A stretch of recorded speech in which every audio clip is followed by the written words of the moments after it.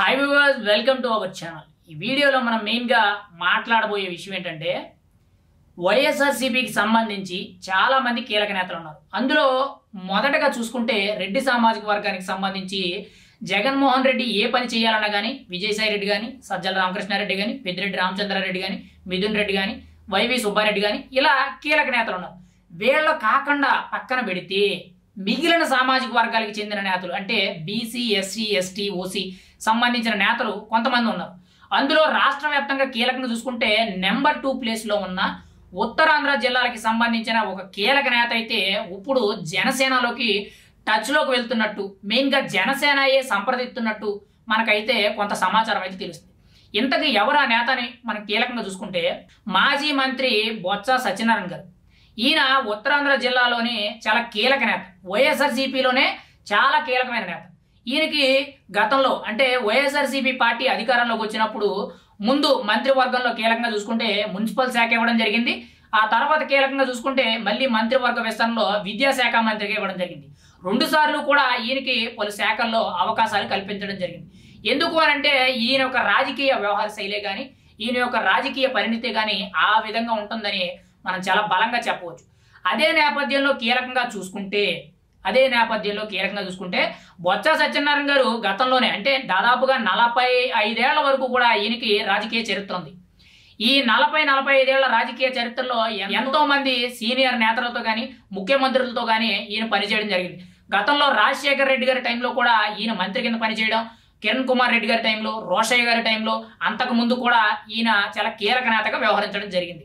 అయితే వైఎస్ఆర్సీపీ పార్టీలోకి వచ్చినప్పటి నుంచి కూడా ఉత్తరాంధ్ర జిల్లాల్లో కీలకంగా చూసుకుంటే ఈయనకి చాలా పెద్ద పీట వేశారని మనం అయితే బలంగా చెప్పుకోవచ్చు. అయితే కొద్ది రోజుల కిందట ఏదైతే ఏపీ శాసన మండలిలో కీలకంగా చూసుకుంటే బొత్స సత్యనారాయణ గారు, ఇటు పవన్ కళ్యాణ్ గారు ఇద్దరు కూడా ఎదురెదురు పడి ఇద్దరు కూడా హక్ చేసుకుని కొన్ని విషయాలు అయితే చర్చించుకోవడం జరిగింది. అప్పటి నుంచి కూడా చాలా పెద్ద ఎత్తున వార్తలు అయితే వస్తున్నాయి. ఖచ్చితంగా బొత్స సత్యనారాయణ జనసేనలోకి వెళ్ళబోతున్నారా, లేదంటే జనసేన బొత్స సత్యనారాయణ తీసుకోవడానికి ఎదురు చూస్తున్నారా అనేటట్టు 2 రకాలుగా కూడా చాలా విమర్శలు అయితే వస్తున్నాయి. ఇప్పుడు మనకి తెలిసిన సమాచారం ప్రకారం చాలా కీలకంగా చూసుకుంటే బొత్స సత్యనారాయణని ఈయన తూర్పు కాపు సామాజిక వర్గానికి చెందిన నేత కాబట్టి ఈయన్ని ఖచ్చితంగా జనసేన పార్టీలోకి తీసుకుంటే ఇప్పటి వరకు ఏదైతే ఉత్తరాంధ్ర జిల్లాలు అంటే విశాఖ, విజయనగరం, శ్రీకాకుళం ఈ 3 జిల్లాల్లో కీలకంగా చూసుకుంటే జనసేన పార్టీ అనేది కొంత బలం పెరిగే అవకాశం ఉంది, కొంత పట్టు పెరిగే అవకాశం ఉంది.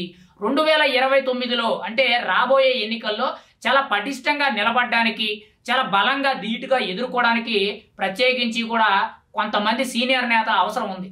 యాక్చువల్గా మనం చూసుకుంటే పవన్ కళ్యాణ్ గారు గతంలో చేసిన రాజకీయాన్ని ఇప్పుడు ఇంకా వినూత్నమైన రీతిలో, ఇంకా ఎవరికి అర్థం కాని రీతిలో చాలా ఒక రకమైన పవర్ పాలిటిక్స్ని ప్లే చేయడం జరుగుతుంది.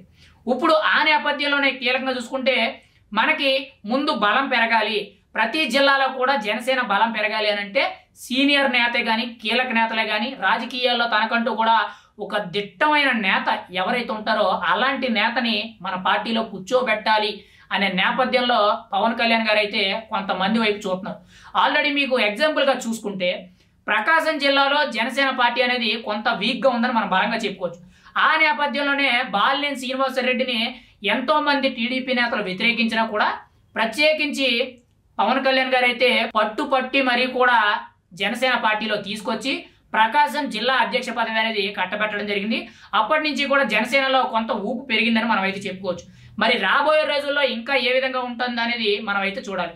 ఇదే నేపథ్యంలో కీలకంగా అంటే ఇదే సేమ్ టాపిక్గా చూసుకుంటే ఇక్కడ ప్రకాశం జిల్లాలో ఏదైతే జనసేన పుంజుకోవడానికి అవకాశం కుదిరిందో ఇటు ఉత్తరాంధ్ర జిల్లాల్లో అది కూడా కీలకంగా చూసుకుంటే విజయనగరం జిల్లాలో బొత్స సత్యనారాయణ గారిని జనసేనలోకి తీసుకొచ్చినట్లయితే జనసేన బలం అనేది 2 పెరుగుద్ది.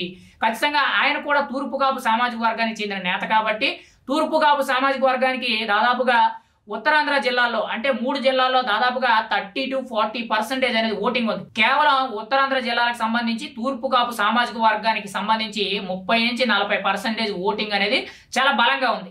అయితే ఈయన ఎప్పటి నుంచో కూడా రాజకీయాల్లో ఉండడం, ఈయన కుటుంబ సభ్యులందరూ కూడా రాజకీయాల్లో ఉండడం, వాళ్ళు కూడా ప్రజలతో మమేకవడం అనేది చాలా మంచి పేరు తీసుకొచ్చింది. ఎక్కడా కూడా ఈయన మీద పెద్దగా అవినీతి ఆరోపణలు అనేవి వినిపించినట్టు కానీ, లేదంటే రాజకీయాల్లో ఈయన ఎక్కడ కూడా మాట తోలడమే కానీ, అసభ్యంగా మాట్లాడడమే కానీ, లేదంటే హద్దులు దాటి రాజకీయం చేయడమే కానీ ఇలాంటి రాజకీయ కోణాలు అయితే పెద్దగా లేవు. ఈయన చాలా మృదు స్వభావి, తనకంటూ కూడా ఒక హుందా స్టైల్లో చేసుకునే నేపథ్యంలో ఆయన వ్యవహరిస్తారని చెప్పి మనకందరికీ తెలిసిన విషయమే. ఆల్రెడీ మీరు చూసుకోండి, ఇప్పటి వరకు కూడా వైఎస్ఆర్సీపీ పార్టీలో చాలా మంది నేతలు అరెస్టులు అవుతున్నారు, ఆరోపణలు ఎదుర్కొంటున్నారు, జైళ్లు కోర్టులు అనేటట్టు చాలా ఇబ్బందులకు గురవుతున్నారు. కానీ బొత్స సత్యనారాయణ గారి మీద ఎటువంటి ఆరోపణలు లేవు. ఎటువంటి ఆరోపణలు ఒకవేళ ఎక్కడో కొద్ది స్థాయిలో ఉన్నా కానీ ఆయన్ని ప్రెజర్ చేసి ఆయన మీద కేసులు పెట్టి ఆయన్ని జైల్లో పెట్టించాలన్నంత నేపథ్యం కానీ కుట్ర కోణం కానీ ఎవరికీ ఉండదు. ఎందుకంటే ఆ స్టైల్లో రాజకీయం ఆయన చేయరు. రాజకీయం అంతా కూడా ఒక రకమైన, అంటే గతంలో రాజశేఖర్ రెడ్డి గారి కంటే ఇంకా ముందు గతంలో మనం చూసుకుంటే చాలా మంది కీలక నేతలు పనిచేశారు. అప్పట్లో రాజకీయం ఎంత హుందాతనంగా ఉండేదో, ఎంత మర్యాదగా ఉండేదో ఆ విధమైన రాజకీయం అనేది బొత్స సత్యనారాయణ గారు చేస్తారు.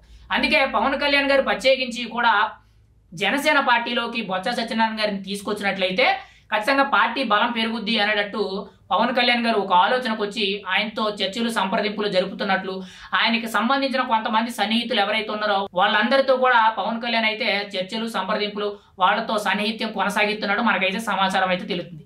ఖచ్చితంగా ఒక్క విషయం అయితే చాలా బలంగా చెప్పగలం. ఏంటి అని అంటే బొత్స సత్యనారాయణ మాత్రం వైఎస్ఆర్సీపీ పార్టీకి రాజీనామా చేశారు అని అంటే మాత్రం ఖచ్చితంగా వైఎస్ఆర్సీపీ పార్టీ అనేది భూస్థాపితం అయిపోయినట్లే. ఎందుకు అనంటే మీరు ఆల్రెడీ చూశారు, మొన్న జరిగిన 2024 ఎన్నికల్లో కీలకంగా చూసుకుంటే బొత్స కుటుంబానికి ప్రత్యేకించి కూడా వైఎస్ఆర్సీపీ 2 టికెట్లు అనౌన్స్ చేయడం జరిగింది. 2 టికెట్లు కూడా ఓడిపోవడం జరిగింది. అయితే వెంటనే కూడా బొత్స సత్యనారాయణని శాసన మండలిలోకి పంపించడానికి ప్రత్యేకించి కూడా ఒక వైఎస్ఆర్సీపీ ఎమ్మెల్సీ రాజీనామా చేసి ఆయన్ని ఎమ్మెల్సీ కోటాల్లో శాసన మండలిలోకి పంపించి ఆ శాసన మండలిలో ఉన్న ఎవరైతే వైఎస్ఆర్సీపీ ఎమ్మెల్సీలు ఉన్నారో 39 మంది వాళ్ళందరికీ కూడా ఈయన రథసారథి కింద పనిచేయడం జరుగుతుంది. అంటే బొత్స సత్యనారాయణ గారు ఈ వైఎస్ఆర్సీపీకి సంబంధించిన ఎమ్మెల్సీలు ఎవరైతే ఉన్నారో వీళ్ళందరికీ కూడా దశ దిశ మార్గదర్శకాలు సూచిస్తున్నారని మనం బలంగా చెప్పుకోవచ్చు. మరి ఇలాంటి సందర్భంలో శాసన మండలిలో ఉన్న బలంతో కొంతవరకు కూడా ఎదగడానికి ప్రయత్నం చేస్తుంది వైఎస్ఆర్సీపీ. మరి ఇలాంటి సందర్భాల్లో బొత్స సత్యనారాయణ వైఎస్ఆర్సీపీకి రాజీనామా చేసి జనసేనలోకి వెళ్ళారు అనుకోండి, ఖచ్చితంగా వైఎస్ఆర్సీపీ శాసన మండలి సభ్యులు ఎవరైతే ఎమ్మెల్సీలు ఉన్నారో వాళ్ళందరికీ కూడా గట్టి షాకు, జగన్మోహన్ రెడ్డికి ఇంకా గట్టి షాకు, పార్టీ భూస్థాపితం అయిపోతుంది. ఎందుకంటే ఉత్తరాంధ్ర జిల్లాల్లో కీలకంగా చూసుకుంటే కాతో కోతో చాలా గట్టిగా బలంగా వినిపించే నేత పేరు ఎవరైనా ఉన్నారు అని అంటే ముందు బొత్స సత్యనారాయణ, ఆ తర్వాత ధర్మాన ప్రసాదరావు, ధర్మాన కృష్ణదాసు, ఆ తర్వాత తమ్మినేని సీతారాము, ఇలా కొంతమంది నేతలు. కానీ మొట్టమొదటి ప్రయారిటీ మాత్రం ఖచ్చితంగా బొత్స సత్యనారాయణకి ఇవ్వాలి. మరి ఆయన పార్టీ మారుతున్నారు అనే వచ్చే ఆరోపణలు ఏవైతే ఉన్నాయో అవి వాస్తవం అయితే మాత్రం జనసేన ఆయనకి గేలం వేస్తున్నట్టు వస్తున్న వార్తలు ఏవైతే ఉన్నాయో అవన్నీ కూడా వాస్తవాలు అయితే ఆయన పార్టీ మారినట్లయితే ఖచ్చితంగా 100% జనసేన అనేది 2029 ఎన్నికల్లో చాలా వన్ సైడ్గా ఉత్తరాంధ్ర జిల్లాలో ఇంకా ఎక్కువ సీట్లు గెలవడానికి ప్రయత్నం చేస్తుంది. ఇటు వైఎస్ఆర్సీపీ అనేది చాలా బలహీనం పడే అవకాశాలు ఉన్నాయి. ఇప్పటికే మీరు చూశారు, వైఎస్ఆర్సీపీ అనేది శ్రీకాకుళం జిల్లా నుంచి మొదలు పెట్టుకుని దాదాపుగా తిరుపతి వరకు కూడా ఎక్కడా కూడా సరిగ్గా సీట్లు గెలిచినట్లు లేదు. కొన్ని చోట్ల అయితే జీరో, పూర్తిగా జీరో. ఈవెన్ తూర్పుగోదావరి, పశ్చిమ గోదావరి జిల్లాలో అయితే అసలు చెప్పుకోని అవసరం లేదు. ఎక్కడైతే జగన్మోహన్ రెడ్డి తన ఉన్న సొంత నియోజకవర్గాలు, తన ఉన్న జిల్లాలు ఏవైతే ఉన్నాయో కడప, కర్నూలు, అనంతపూర్ జిల్లాల్లో మాత్రమే 11 సీట్ల వరకు కూడా రావడం జరిగింది. మిగతా అంతా కూడా శూన్యమైపోయింది. మరి ఇలాంటి టైంలో పార్టీకి ఒక బలంగా నిలబడ్డ నేత, చాలా ఆయుపట్టు నేత బొత్స సత్యనారాయణ, ఉత్తరాంధ్ర జిల్లాలకు సంబంధించిన నేత. మరి ఈయన రాజీనామా చేశాడంటే మాత్రం జగన్మోహన్ రెడ్డికి చాలా భారీ ఎత్తు షాక్ అని మనం అయితే చెప్పుకోవచ్చు. వైఎస్ఆర్సీపీ పార్టీ అనేది ఇంకా భూస్థాపితం అయిపోయిందని మనం అయితే చెప్పుకోవచ్చు. మరి ఇక్కడ వస్తున్న వార్తలు ఏవైతే ఉన్నాయో ఈ వార్తల మీద ఎంతవరకు వాస్తవాలు, ఎంతవరకు కూడా నిజాలు ఉన్నాయనేది పక్కన పెడితే జరిగే అవకాశం ఉంది అనేటట్టు కొంత సమాచారం అయితే మనకు వినిపిస్తుంది. మరి ఏం జరుగుద్ది, ఎలా జరుగుద్ది, పవన్ కళ్యాణ్ గారి పవర్ పాలిటిక్స్లో కీలకంగా చూసుకుంటే ఏ విధమైన స్ట్రాటజీలు వేసి బొత్స సత్యనారాయణ గారిని జనసేనలోకి తీసుకుంటారు అనేది చూడాలి. కానీ జనసేనలోకి వచ్చినట్లయితే మాత్రం 100% ఖచ్చితంగా రాజకీయాల్లో ఇంకొక మరో కోణం చూసే అవకాశం అయితే చాలా బలంగా కనబడుతుంది. మెయిన్ గా చూసుకుంటే వైఎస్ఆర్సీపీకి పెద్ద దెబ్బ అని మనం అయితే చెప్పుకోవచ్చు.